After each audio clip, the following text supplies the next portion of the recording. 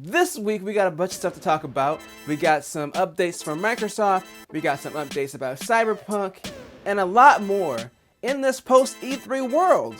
So let's go ahead, together, as a people, and check it out!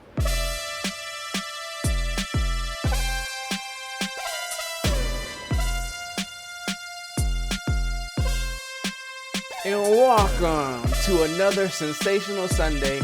I'm Mike, and this week we're going to be all over the place, y'all. We got a bunch of stuff to talk about after E3 and some non-gaming related stuff as well. But before we hop into that, let's address what happened with this Switch Pro. I don't feel like we can't not talk about it. So leading up to E3, there were a lot of Switch Pro rumors that it was going to be announced before E3. Then we got to E3, and then we didn't get anything. I did like a whole video about it not too long ago, because the rumors were just so rampant. I felt like I had to talk about it. But it is a good point that like rumors and even stuff that I speculate on that's not true, it may never happen. So it's fun to talk about, but we shouldn't put too much stock into it. And yeah, so we didn't get a Switch Pro, and we don't know when the Switch Pro is coming. There was an interview recently with the Nintendo of America president, Doug Bowser. Yes, his last name is like Bowser, the Mario villain. Ha ha ha, it's funny. So basically, they asked him about the Switch Pro rumors, and he was like, well, we're always looking into new hardware and ways to incorporate that hardware into our existing system. So basically, he didn't give an answer. He gave the corporate workaround answer, which is fine because really, no company that's secretly working on something, unless they're ready to announce it, is going to say anything. If it was already an announced product, he might have given some kind of update on it. But for now, as far as Nintendo is concerned to the world, this new Switch does not exist. Kotaku also put out an article after E3 talking about the reasons why it might possibly be delayed, which the obvious reasons like COVID, you know, the whole world was kind of shut down for over a year. A lot of the world still recovering. You know, this vaccine is still getting out there. So we're still not back at 100% as far as people being back to work and production being back on track and demand going back to normal for products. So yeah, the processor shortage or the microchip shortage in general is probably also affecting it. So that might be a reason that we could possibly not see one this year. But I do think it'll be soon, within the next year in general. They'll probably see an updated Switch. I mean, at this point, like, the Switch is 5 years old. It'll be 6 years old by next March. So I definitely think it's time for an upgraded model. And I do think that we'll see it soon. But when will we see it? Who knows? Who knows? And with that out of the way, I do want to talk about Microsoft for a little bit. So last week, I did the video about, do you really need an Xbox considering how good the streaming is? Now, the streaming isn't perfect, but I think it'll be a good option for a lot of people. And you know who else will be a good option for? Owners of the Xbox One, because Microsoft kind of silently announced that they're bringing xCloud streaming for Xbox Series X games to the Xbox One. Once that rolls out, you can play the enhanced Series X games on an Xbox One. So if you still have an Xbox One, that might be even more reason to keep it for a little bit longer, because a lot of the games are coming out on both consoles anyway. And then if you really want to get like the better experience, then you can always go to the cloud streaming version. Now, multiplayer games is going to be a little bit more difficult because there's still going to be latency involved. And then on top of that, you have the latency of being online. So it might not be the best for that. But for single player experiences, it's not too bad. Like, I've played around with xCloud and all the streaming services that are available, and they're all pretty good. So I think that this is a plus. Obviously, Microsoft's whole deal now is to keep people subscribed to Game Pass, which is a really good deal. So this makes sense to keep those Xbox One owners be like, you know what, you can keep your Xbox One, just stay with Game Pass so you can play all these games. And I think overall it's pretty good. All right, so the other thing I wanted to touch on, because I had covered this for a while since it started, was the Cyberpunk thing. And ultimately, all the issues it had at launch, and then it got pulled from the PlayStation Store. And they've been working, CD Projekt Red has been working on patching the game and making it better. And the longest time we didn't know when it was going to be back on the PlayStation Store, but it finally looks like it is going to be back on the PlayStation Store on June 21st. Now, CD Projekt Red has actually released a hot fix to fix a lot more issues before it goes back on the PlayStation Store in a couple of days. Well, technically it'd be like tomorrow.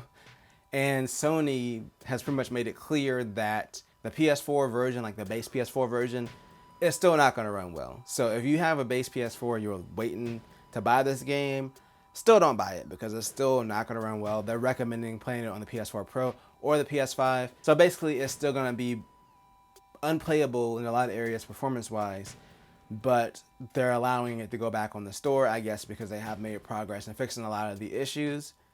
So yeah, it's kind of a weird move by Sony because the reason they pulled it was because of the PS4 base performance. And I think when the PS4 Pro came out, that was one of the things where they're like, you can't make this game unplayable on the base PS4.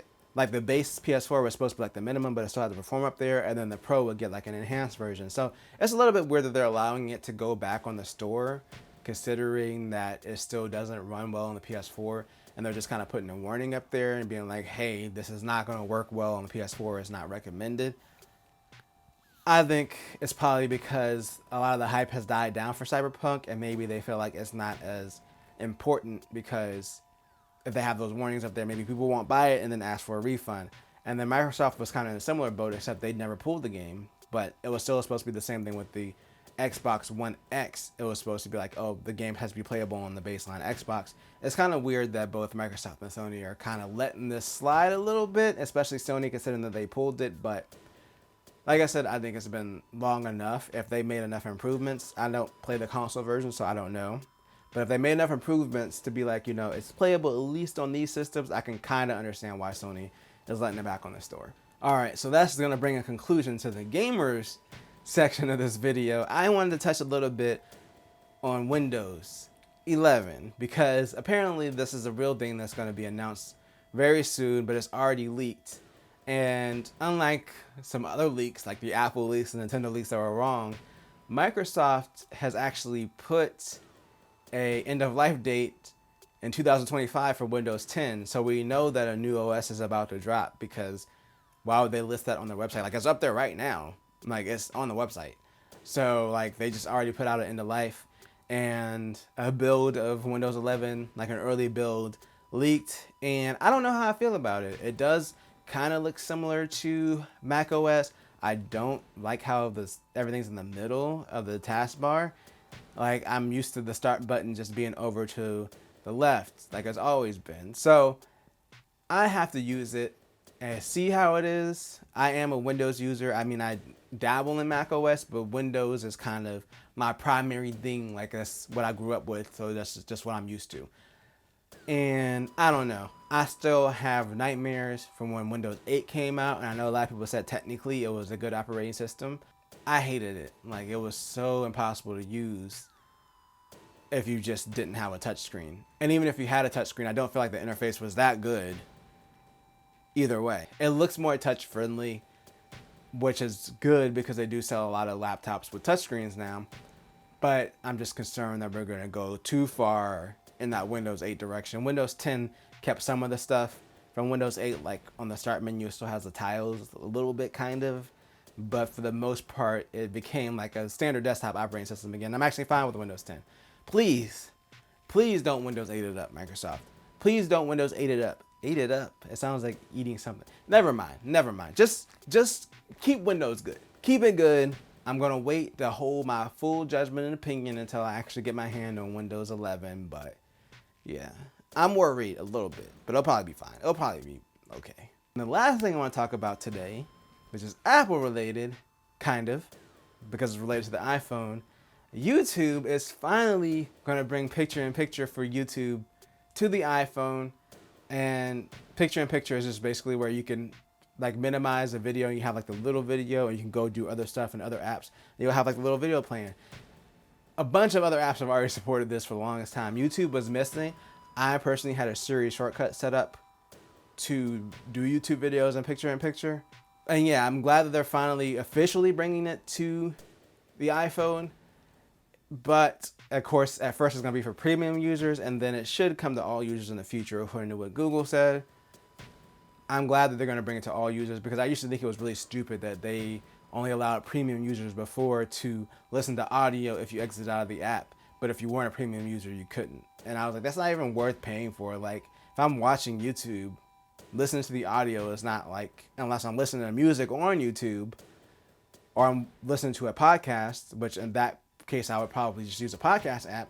But like, listening to the audio is not a paywall feature to me. So yeah, I'm glad they're just bringing this to all users because it's stupid to gate it behind premium. Anyway, I ranted a lot today about a lot of different things. Usually I like to stay focused on one or two stories or stories that relate to each other, but there were just so many things that I wanted to talk about this week. I felt like I had to kind of go back to the old school way I used to do it. But I will be back on Wednesday with something new, something that I'm possibly going to break that's going to cost me a bunch of money when I break it, and it's going to be sad. But it'll probably happen on camera unless it goes so catastrophically bad that I just don't do the video. But you'll see what I'm talking about, hopefully. And until then, if you enjoyed this video, then make sure to tell a friend, tell a coworker, like, share, and subscribe, and always do at least 2 things at the same time. Peace.